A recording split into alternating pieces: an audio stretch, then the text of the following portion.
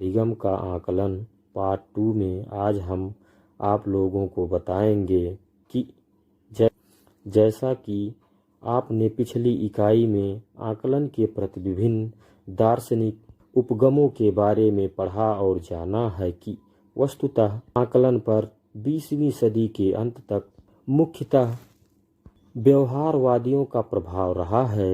व्यवहारवादियों ने अधिगम के संबंधित विभिन्न अध्ययनों को बढ़ावा दिया, साथ ही उनकी रुचि यह जानने में भी थी कि विद्यार्थी की संप्राप्ति का वस्तुनिष्ठ मापन कैसे किया जाए। व्यवहारवाद मनोविज्ञान का एक महत्वपूर्ण दृष्टिकोण है जो मानव के सभी प्रत्यक्ष व्यवहारों का अध्ययन करता है। व्यवहारवाद का जनक प्रसिद्ध मनोवैज्ञानिक जे.बी. वाटसन को माना जाता है।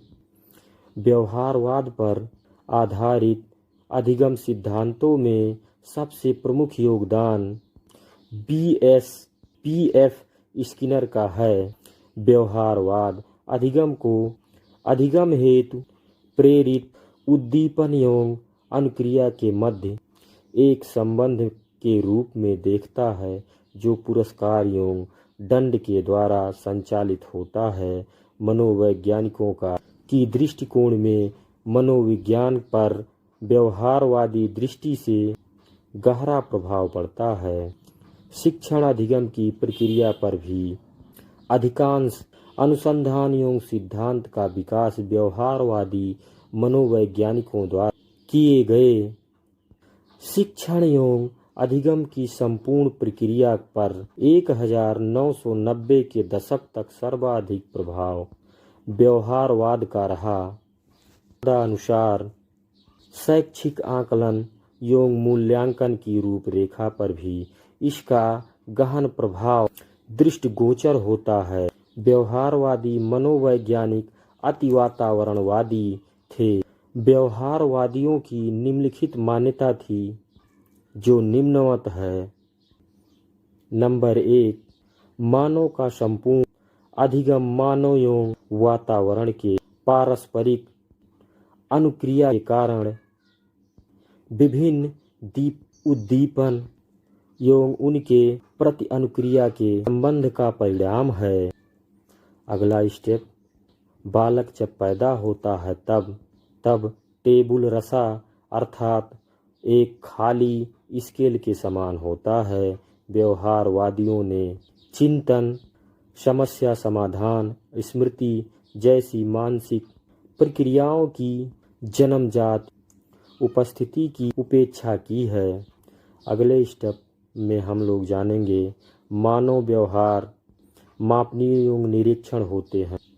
इसके बाद अगला स्टेप जो है, व्यवहारवाद के अनुसार अधिगम उद्दीपक एवं अनुक्रिया के बीच विभिन्न पुनर्बलों की सहायता से किए गए अनुबंध का परिणाम है। अगला स्टेप, किए गए उद्दीपक पर सीखने या अनुक्रिया बार बार प्रदान करना अधिगम का सूचक है। अगले स्टेप में शिक्षक का प्रभाव शिक्षण के दौरान उद्दीपक एवं अनुक्रिया के मध्य के संबंध जिसे शिक्षक उपयुक्त समझता है पुनर्बलन के द्वारा मजबूत करता है। विभिन्न विद्वानों ने इस पर अपने अपने विचार प्रकट किए हैं। आपने अधिकांश वैज्ञानिकों ने आरंभिक दौर में थॉर्नडाइक, वाटसन, स्किनर आदि सभी ने मानव अधिगम पर बृहद अध्ययन किए, परंतु बाद में अधिगम के वस्तुनिष्ठ अध्ययन के क्रम में उनकी रुचि वस्तुनिष्ठ मापन में भी बढ़ती और परिणाम स्वरूप उन्होंने आकलन के लिए विभिन्न प्रविधियों को विकसित किया।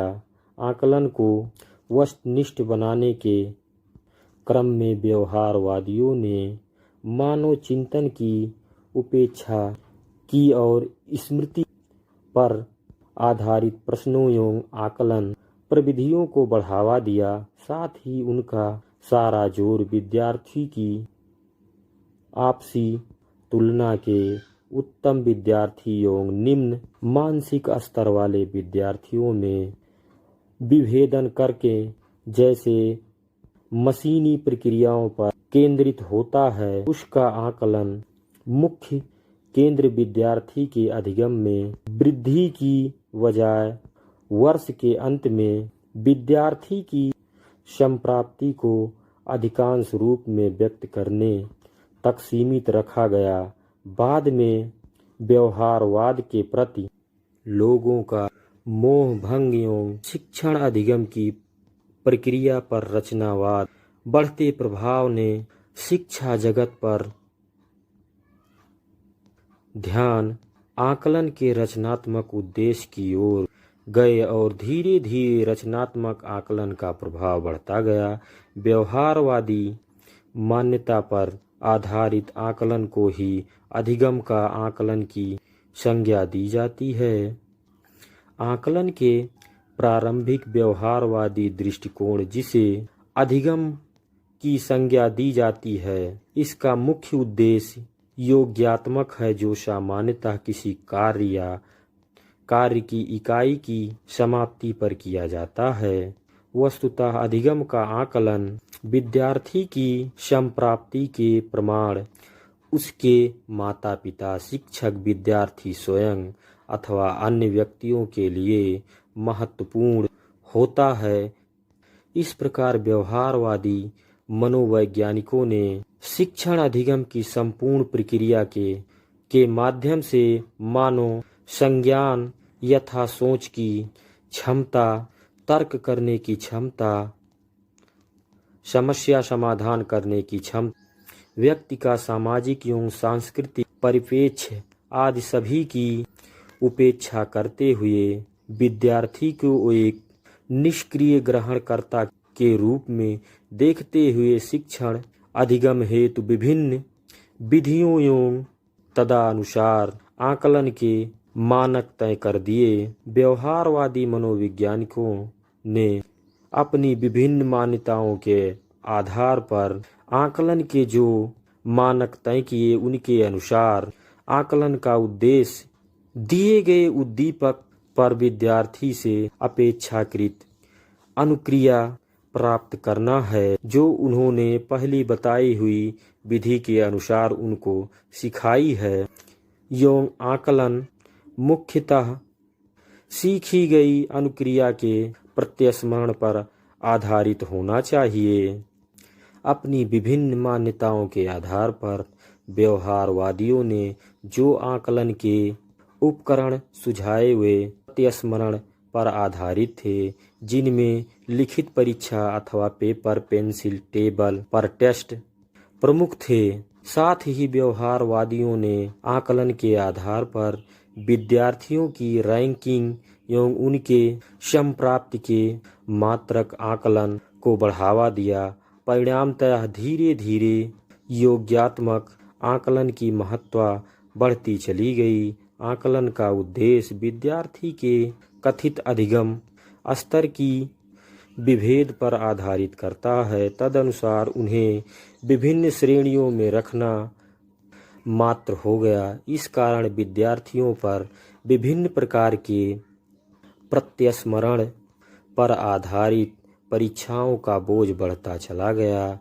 उनकी रचनात्मक की उपेक्षा होती गई। व्यवहारवाद द्वारा सुझाए गए आकलन एवं आकलन के उपकरण मुख्यतः विद्यार्थियों केंद्रित न होकर पाठ्य पुस्तक या वस्तु केंद्रित थे। साथ ही व्यवहारवाद ने अधिगम के संज्ञानात्मक, सामाजिक एवं सांस्कृतिक पक्षों की भी उपेक्षा की और सांस्कृतिक मुक्त परीक्षणों के विकास पर ध्यान केंद्रित रखा। फलतः अधिगम का उद्देश्य पाठ्यक्रम की समाप्ति पर लिखित परीक्षा में उक्त अंक प्राप्त करना मात्र रह गया। इसी के कारण इस समय जो भी बच्चे कुछ विद्यालय अथवा शिक्षक द्वारा बताई गई प्रक्रियाओं से सीखते हैं, उसको वह केवल अपने ज्ञान भंडार में रखना ही मुनासिब समझते हैं, जो कि वार्षिक परीक्षा में उनके लिए अधिक महत्वपूर्ण होती है। आज का टॉपिक हमारा यहीं समाप्त होता है। जैसा कि आप लोगों को मालूम है कि पूरे भारतवर्ष में कोरोना वायरस का प्रकोप चल रहा है।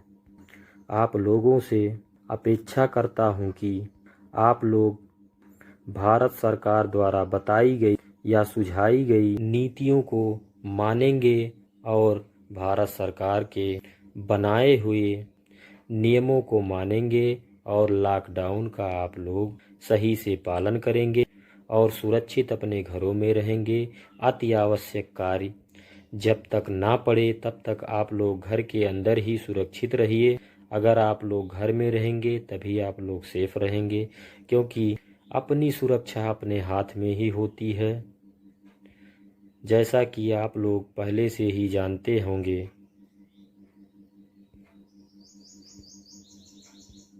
डिस्टेंसिंग का पालन करिए और सुरक्षित रहिए। जय हिंद, जय भारत।